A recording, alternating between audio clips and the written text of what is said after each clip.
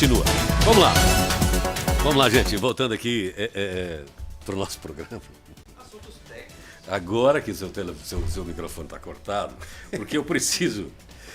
bom, primeiro vamos receber o nosso ouvinte aqui. Rufem os tambores. Lieber Fayad. Bom dia. Bom dia, Lieber. Bom dia. Muito bem. Pois não, Lieber, de novo. Tentei encaixar seu microfone aqui, que quando você tem tem poucos equipamentos, você conhece todinhos, né? Aqui tem muitos, de vez em quando ficam de fora. Pois não, Lieber? Bom dia. Bom dia a todos que estão nos ouvindo. Uma alegria estarmos juntos. Muito bem. O Lieber é psicólogo, clínico com formação em logoterapia, terapia do sentido da vida. Explica isso melhor pra gente, Lieber. A logoterapia ela foi criada por um psiquiatra austríaco, Viktor Frankl. Ele criou no começo do século passado e aconteceu um fato muito interessante, não muito feliz, mas curioso. Ele era judeu e no começo do século passado nós tivemos a Segunda Guerra Mundial, né? Como ele vivia na Áustria, e judeu, ele acabou sendo, junto com toda a família, preso nos campos de concentração. E ele já desenvolvia um trabalho de que a vida sempre tem um sentido, independente do que aconteça. E ele já falava que mesmo nas situações mais difíceis, situações de dor, de culpa, de morte, há um sentido por trás disso. E ele pôde experimentar isso na prática, passando pelos campos de concentração. E, apesar de toda a dor, de tudo, ele conseguiu encontrar um sentido para ele naquilo que aconteceu com ele. Olha que achou um sentido para a vida dentro de um campo de concentração, né? Não é para qualquer um. E foram exemplos valiosos para todos nós. Bom, vamos usar aqui os conhecimentos do Lieber. Vamos falar de um assunto que tem movimentado aí bastante consultórios de Sim. parceiros seus Brasil afora, talvez mundo afora.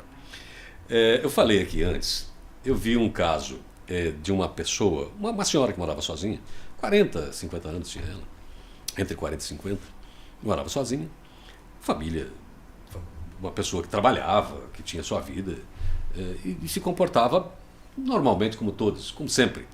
E um dia ela cometeu suicídio. Quando aconteceu isso, as pessoas buscam, né, mais informações, etc, etc. A família chegou no celular dela, abriu, e aí entenderam o motivo do suicídio.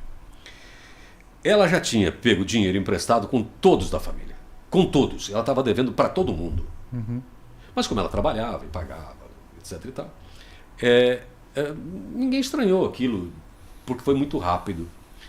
Mas ela já tinha contraído empréstimos, já tinha estourado o cartão de crédito. E no celular dela, o motivo. Ela passava as madrugadas jogando nesses joguinhos aí do tigrinho, do não sei o quê, do não sei o quê. Muito bem.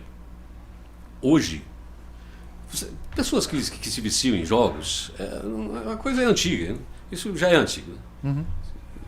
Não sei se tá nas escrituras mesmo ou não, mas diz que até a vestimenta de Jesus ali foi jogada no dado ao pé da cruz, né? Quem estava ali disputou, né? Eu acho que uma túnica que Jesus tinha, alguma coisa assim. E foi nos dados ali embaixo ao pé da cruz, isso foi jogado. Quem vai ficar com a roupa dele? Não sei se era a roupa, alguma coisa, a túnica, né? Os soldados que estavam ali esperando, que ficavam, né?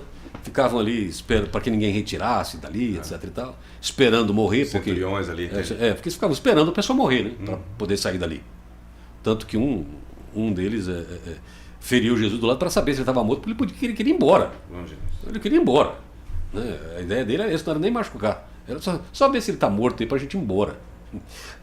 Apesar de ter sido um tempo recorde. Bom, voltando ao assunto, o jogo, esse vício em jogos, uma coisa que não é de hoje, é de sempre, né? Desde que inventaram os jogos.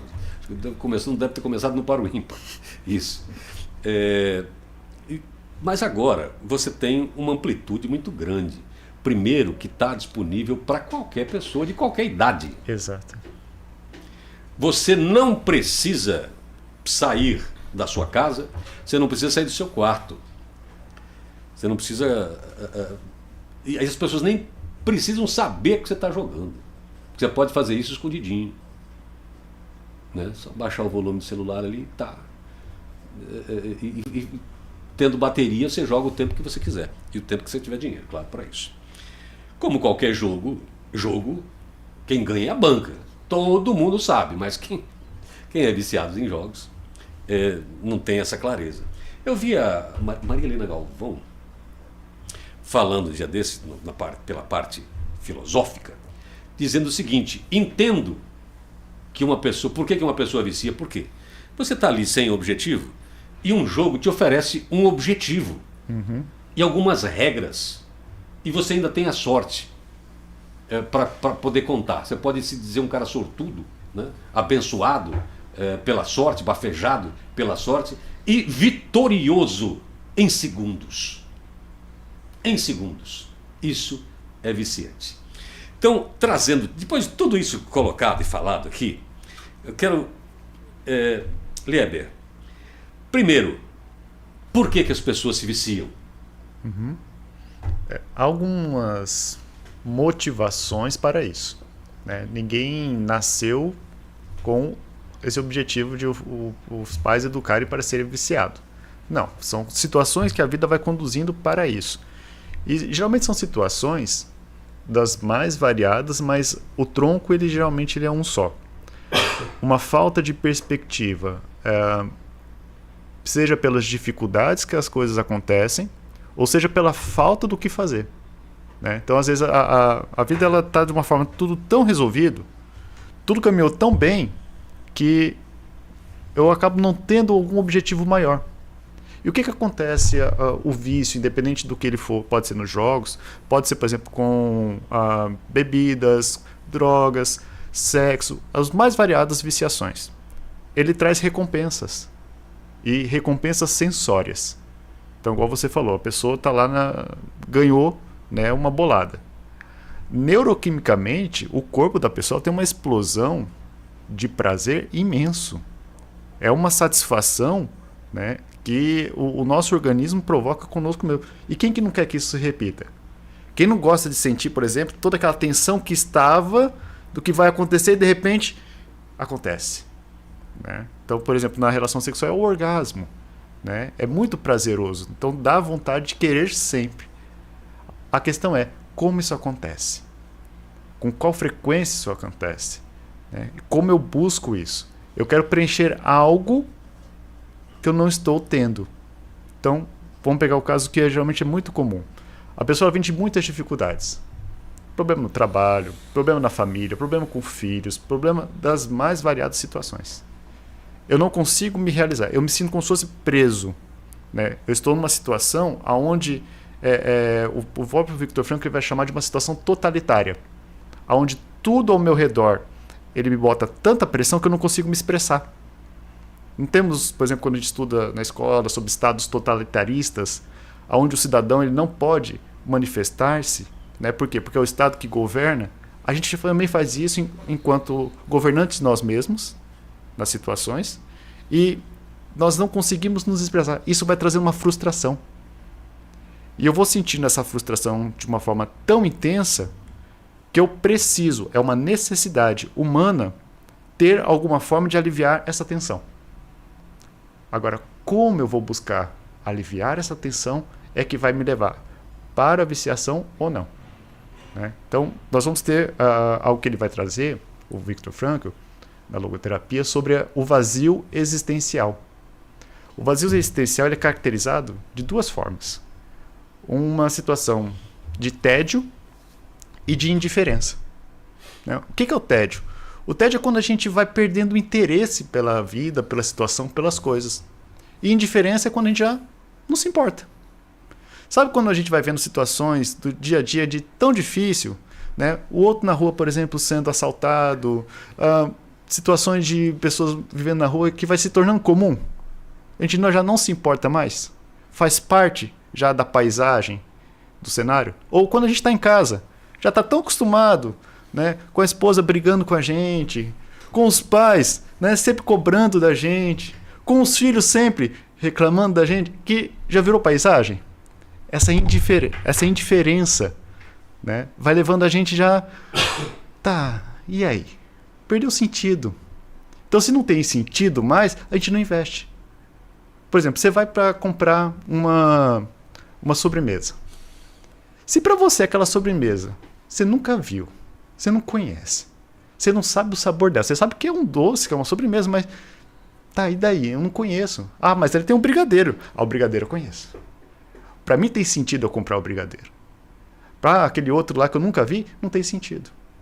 Então, se não tem sentido, eu não invisto. Eu não vou depositar algo de mim. Então, as viciações elas vêm entrar quando esse vazio ele aparece. A situação ela se torna tão tediosa para mim, aonde eu já vou perdendo essa referência, eu vou deixando de investir, que aí eu vou querer sentir algo para superar isso. O sentido da vida ela vem na outra ponta. Se de um lado eu tenho aqui o vazio, que vai tomando conta da gente nessa intensidade, nas mais variadas intensidades, melhor dizendo, do outro lado a gente tem o sentido da vida. E algo muito interessante também que ele fala é que a vida não tem apenas um sentido. As pessoas podem eleger algo como se fosse o sentido maior. Por exemplo, o maior sentido da minha vida é minha família. Eu vou prover a minha família, eu vou cuidar da minha família, eu vou viver de tal forma que minha família cresça. Ótimo, muito bem. Esse é o sentido guarda-chuva, que a gente vai dizer, que cobre tudo. Porém, como eu faço isso? Ah, para poder cuidar da minha família, eu vou precisar de um bom emprego. Ótimo. Para eu ter um bom emprego, o que eu vou fazer? Vou me qualificar. Vou fazer um curso, vou me formar. Excelente. Uma vez que eu me formar, eu vou conseguir, por exemplo, um serviço público. Vou fazer um concurso, um bom concurso.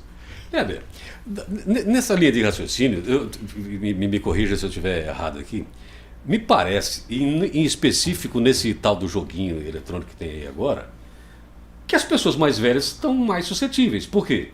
As famílias estão diminuindo, os filhos já foram embora, não sei o quê, a pessoa está cada vez mais sozinha e tem que preencher seu espaço. E não tem mais saúde, às vezes, não tem mais disposição, é algo que ele já viu bastante.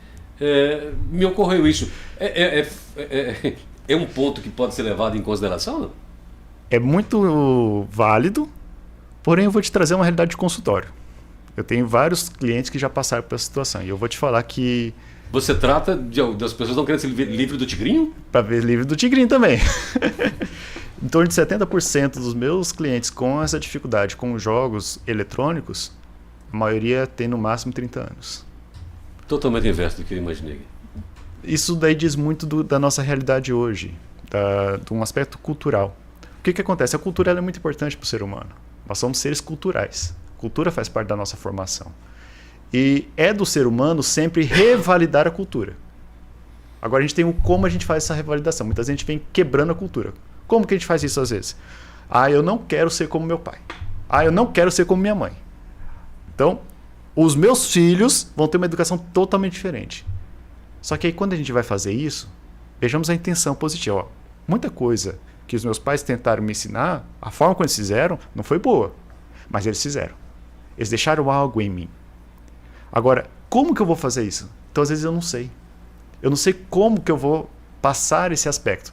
Então, às vezes, por exemplo, os pais foram muito rígidos com a educação, com a religião, com a prática de um esporte. Eu passar por isso, às vezes, foi muito forte isso daí, e para mim foi dor. Eu não gostei da dor que eu senti de ter que fazer esses compromissos. Então, eu não quero que quem está à minha volta faça isso. E aí isso vai fazendo com que eu vou perdendo referências. A cultura tem uma função como se fosse o trilho do trem. O trem, diferente do carro, o trem ele tá no trilho e vai seguir até o final, de uma estação a outra. O carro não, o carro a gente sai passeando para onde quer. Então, quando a gente rompe um aspecto cultural, é como se aquele trilho que já estava lá bem formado da estação A para a estação B deixasse de existir. E aí eu preciso criar uma nova linha para que isso aconteça. E aí essa falta de referência, eu me sinto perdido. Então eu preciso, a partir desta nova busca, é onde falta o sentido. Né? Mas qual que é o sentido disso tudo? Né? Para que eu vou fazer? Então hoje, um aspecto mais da juventude, a gente vê que a própria juventude ela aumentou nos estudos da área da saúde a idade. Antigamente jovem era 18 anos. Dali para frente era adulto. Hoje já fala que a juventude vai até os 30 anos. Né? Então, Eu ia falar de que adolescente até os 50. a gente está nesse processo de ressignificação da gente, nessa autodescoberta. Né? E onde que é o aspecto principal disso daí? A questão dos limites, da responsabilidade.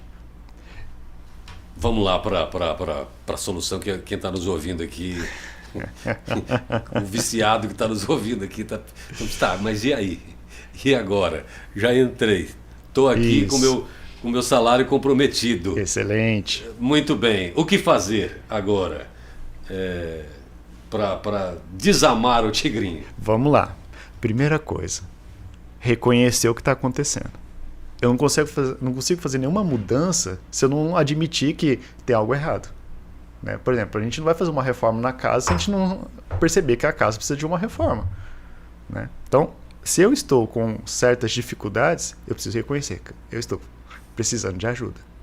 Ao reconhecer que eu estou nessa dificuldade, uma das partes mais difíceis, mas mais importantes, buscar ajuda.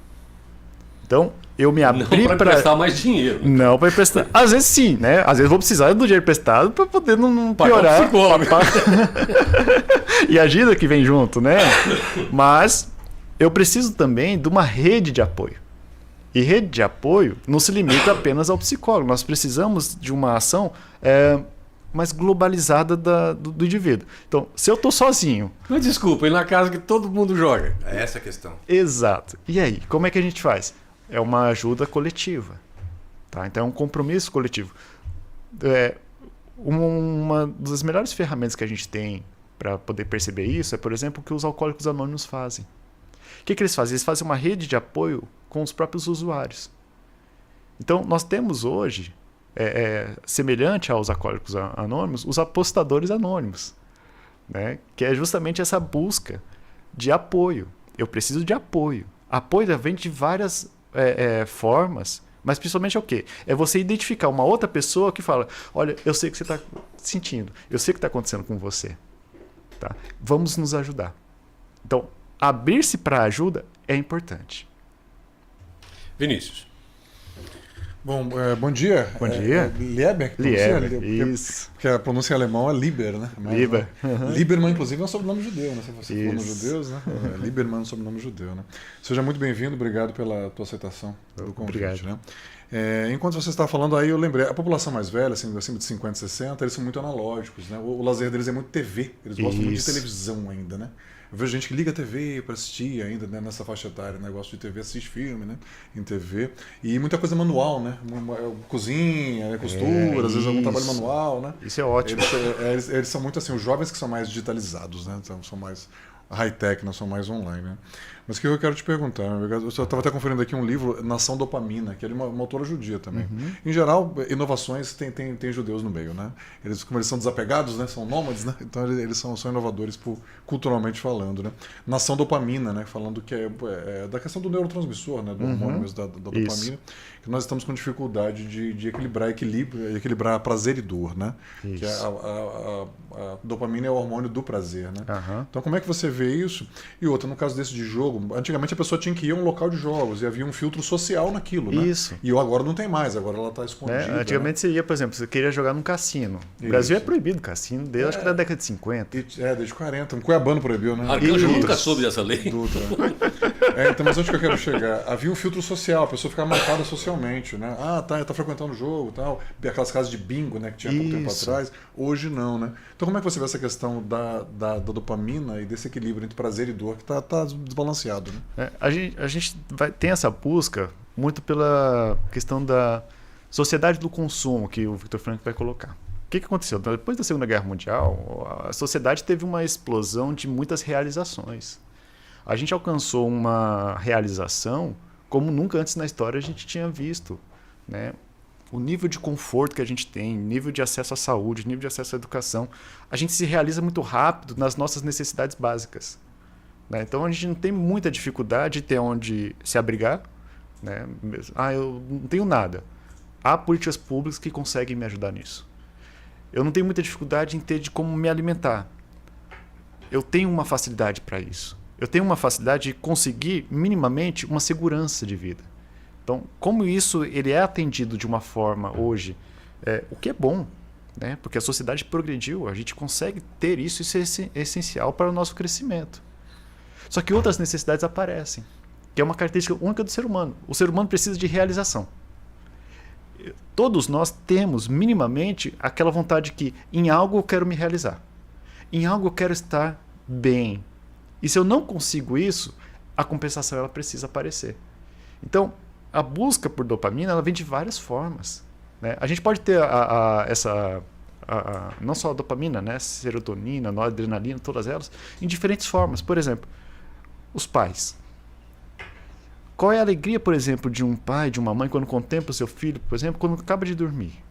Coloca ele na cama e ele se abre para contemplar aquela criatura que está ali na sua responsabilidade e perceber, olha, aqui está um ser humano que eu estou conseguindo levar. Neuroquimicamente, isso traz para a gente. Nós liberamos isso. Só que muitas vezes eu não sei como fazer isso. Eu não aprendi como fazer essa contemplação. Eu não aprendi, por exemplo, a ir num parque para caminhar às 5 horas da manhã para ver o sol nascer. Tem gente que se delira vendo um pôr de sol, o outro fala, puxa, vai escureceu rápido hoje. Pois é, são essas diferenças todas que trazem para a gente níveis de como compreender. Eu gosto muito de trabalhar no consultório, essa forma da gente instalar esse software de diferentes formas de receber isso. Eu acho maravilhoso um soneto, que é famosíssimo, do Olavo Bilac, o Via Láctea. Ele fala, né? Hora direis ouvir estrelas, de certo perdeste o senso. E ele vai conversando com um amigo, né? Que o amigo fala, mas como assim você conversa com estrelas? Como assim elas vão dizer alguma coisa para você? E ele, compreendendo a ignorância do amigo, vai falar, meu amigo, somente aquele que ama é capaz de ouvir e entender estrelas. Ou seja, falta ainda no companheiro, no amigo, um software. A capacidade de decodificar algo que é do ser humano. Não é algo aleatório, mas eu ainda não percebo, né? Então, nós temos essas buscas das diferentes formas. Se eu não sei como fazer, eu vou buscar. E isso é legal, porque a gente abre para experimentar. Qual é a função disso enquanto ser humano? É trazer para nós novas referências. Buscar, você pode ver que a juventude, a gente fazia isso. Volta lá quando a gente estava na nossa adolescência. O que a gente queria? A gente queria experimentar.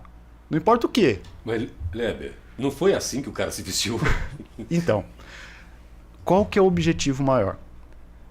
É eu aprender a ter a responsabilidade do equilíbrio. Isso não é fácil. É um preço muito caro que a gente paga às vezes para conseguir esse equilíbrio.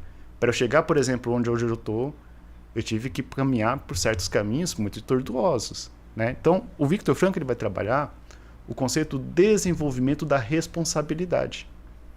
Então, como é que eu vou ser responsável diante de uma situação que eu estou em dificuldade, né? Então, se eu tenho, por exemplo, essa dificuldade com o vício, tá? Seja qual for, estou lá com o meu celular. Eu estava lá no Instagram, conversando com meus amigos, de repente, na hora que eu vi, eu já estava no joguinho. Isso acontece. Uma cliente minha falou, eu estava conversando com minha mãe no WhatsApp. Entre uma conversa e outra, eu estava jogando. Como é que a gente vai conseguir lidar com isso, né? Então, é o desenvolvimento dessa responsabilidade de percepção. Sim, ela percebeu isso e viu algo diferente ali. Porque tem gente que faz isso mecanicamente. Não, minha mãe está me atrapalhando. Mas é isso mesmo. E, então, igual a gente estava falando, né? Como que eu vou fazer, né, para lidar com isso? Eu preciso buscar esses recursos. Se eu não consigo, no primeiro momento, lidar com isso, eu vou precisar de um tempo, por exemplo, daquilo que a gente vai chamar de uma desintoxicação. Como é que é uma desintoxicação? Vou ter que guardar o celular. Não vou poder ficar em contato com o celular. Ah, mas é no computador. É um tempo sem o computador. Então, são medidas que a gente vai tomando para poder haver um reequilíbrio orgânico também, primeiro. É importante, porque eu tenho necessidade, né? Pega a pessoa que fumou vários anos. Do dia para a noite ela decide, vou parar de fumar. Aqui tem um ex-fumante. Muito bem. Consegue do dia para a noite parar de fumar e não sentir vontade de fumar? Nunca. É impossível. Essa história do remedinho, da não sei o que tem, se não tiver sua força de vontade, amigo. É um esquece. conjunto de ações. Por quê? Porque, digamos lá, eu passei 20 anos fumando. O meu corpo se adaptou a esse processo. Eu passei 20 anos, por exemplo, de uma dependência alcoólica. Meu corpo se adaptou a isso. Passei 20 anos numa dependência sexual. O meu corpo está acostumado a isso. Eu não vou simplesmente falar, não, hoje eu acordei decidido, eu vou dar um outro sentido para minha vida. Mas organicamente, o meu corpo vai pedir, porque ele está acostumado. Fidelis. É muito interessante tudo isso que Lieber, que fica contemplando o Benjamin dormir, né? Bom saber essa técnica sua aí. Eu estava ouvindo aqui o Lieber falar e me lembrei do Biquíni Cavadão. Minha Ted. banda terapêutica. Ted. É sério, eu adoro essa banda porque é uma das O bandas Biquíni que eu... Cavadão? Biquíni Cavadão. Veja um programa que não me satisfaz. Exato. Leia o jornal de ontem. Essa por mim, música mesmo. Tanto faz. O Exatamente. nome dele é Ted. A música é Ted. Maravilhosa. É do tempo que Paulo Sara, apresentador de músicas mais... Igual o Faustão, eu sou do tempo, né? Faustão gostava. Mas, Lieber, sim, muita gente fala, eu não vou em psicólogo, eu não sou louco. Isso. Então, assim, em que momento a pessoa deve... Porque quem tem dor de dente vai no dentista, né? Quem quer comprar carne vai no açougue. O que a pessoa deveria buscar? Existe ainda esse preconceito grande? Muito. Machista ainda ou não? Como é que funciona isso? Sim, existe. Antigamente, o que a gente ia? A gente ia lá no padre e confessava. A gente ia no pastor pedir ajuda. Né? Ia no centro espírita, fazia o diálogo fraterno. Tá liberado para fazer tudo de novo. E aí voltava para esculhambar. Né? Hoje já não tem tanto como era antes. Mas o psicólogo ainda tem isso. Né? Mas para quê? Principalmente homens. Eu vou falar uma coisa. Nós, homens, somos complicados. Jurava que era o contrário. Já que fecha os ouvidos. Jurava que era o contrário. Grande problema da humanidade somos nós, homens, que causamos. Né? A gente tem muito receio. Homem é medroso. Homem sente uma insegurança muito grande. Só uma perguntinha. A maioria dos seus clientes é homem ou mulher? Mulher, né? 60% mulheres. Qualquer Por isso que eu tenho essa visão. Qualquer unidade de saúde que você entrar, a maioria é mulher. A maioria é Qualquer mulher. unidade de saúde Os homens não que buscam. você entrar. Mulher busca se cuidar. Apesar de toda a dificuldade, elas têm esse movimento, isso é maravilhoso. A gente tem muito que aprender com isso. E esse é o lado obscuro do machismo, viu? Porque muito disso é machismo. O homem é forte, o homem não pode. O homem... Mas tem uma vantagem. ruim, Nós temos uma vantagem. Não inventamos dor de cabeça. Tá nada. Você que imagina. Porque a gente vai criando situações, por exemplo, de infalibilidade. Né? Igual colocou, do super-homem. Nós temos que ser aquele que dá conta de tudo. Nós temos que prover a casa. Nós temos que ser o excelente amante. Nós temos que ser o excelente profissional. Nós temos que ser excelente em tudo. E a vida não é feita disso. Né? A gente caminha por conquistas. Né? O Franco ele vai falar, existe a tríade trágica da humanidade. Aí a gente fala, mas tríade trágica? Como assim? Então, como ele falou que tudo na vida tem um sentido, tem coisas que fazem parte da vida e que às vezes a gente briga com isso. Então ele vai falar, nessa tríade nós temos a dor, a culpa e a morte. Quantas vezes a gente vive lutando para não sentir dor? A gente vive revoltado com alguma coisa que nos aconteceu e que não tem mais como resolver, mas que a gente vive morrendo por causa disso. Culpado. Né? E quantas situações que a morte visita a gente e que a gente fala, meu Deus, por que comigo? E ele vai falar, a pergunta é outra. Não é por que comigo. Por que não comigo? Porque faz parte da vida. O homem ele tem essa dificuldade. Né? A gente quer ser o infalível. Então, aqueles de nós que conseguimos perceber que existe uma fragilidade, eu reconheço o problema a ser trabalhado. Né? Quando você vai, por exemplo, numa empresa, a empresa está precisando de uma consultoria. O consultor, ele não vai simplesmente falar assim, legal, vamos continuar só o que está dando certo. Ele vai ver o que está dando errado. É aí que precisa trabalhar. Bom, sou 7h59 e como aqui quem manda é uma mulher, eu não quero parecer complicado para ela. Léber, para encerrar aqui, conselho para quem quer se ver livre do tigrinho. Primeira coisa, largar o celular. Primeira coisa é reconhecer. Tá? Eu preciso reconhecer que eu estou precisando de ajuda. Segundo passo, busca ajuda. E aceita que é um processo. Leva tempo. Eu não vou de primeira acertar, já vou conseguir ficar longe. Quando você fala acertar, ele pensa em ganhar. Isso. Eu vou conseguir, né, já superar. Porque às vezes eu posso migrar. Eu posso sair do tigrinho e vou, por exemplo, uma compulsão de bebida, de uso de substância. Eu vou substituir. Tá? Não. A questão é, o que me leva a isso? Né? Então, uma terapia pode ajudar? Pode, mas a terapia não é a única coisa. O mais importante que tudo isso é eu construir um sentido maior para minha vida. Eu perceber o que eu realmente quero da minha vida. Se eu não sei mais o que eu quero, ou do jeito que está não está bom, o que eu gostaria que acontecesse? Dar-se um objetivo, né? Construir esta ponte aonde eu quero estar. Porque qual é a função da ponte? Eu pego uma extremidade, vai ligar a outra extremidade. O sentido da vida é isso, né? Eu preciso dessa ponte que me leve da onde eu estou para onde eu quero chegar. E é muitas vezes isso que falta. Eu estou percebendo o abismo, não estou percebendo a ponte possível de atravessar. Muito bem. E assim, fechamos a nossa sexta-feira. Quero agradecer bastante aqui a disponibilidade por ter concordado em nos dar a entrevista aqui. Lieber Fayad, psicólogo. Obrigado, Lieber. Abraço, Gratidão. bom final de semana. Gratidão a todos, aos nossos ouvintes e sempre... Só uma busca pergunta, ajuda. você já jogou aquele negócio, Não, não? não. Eu vi, mas eu falei, meu Deus, que coisa, hein? Obrigado.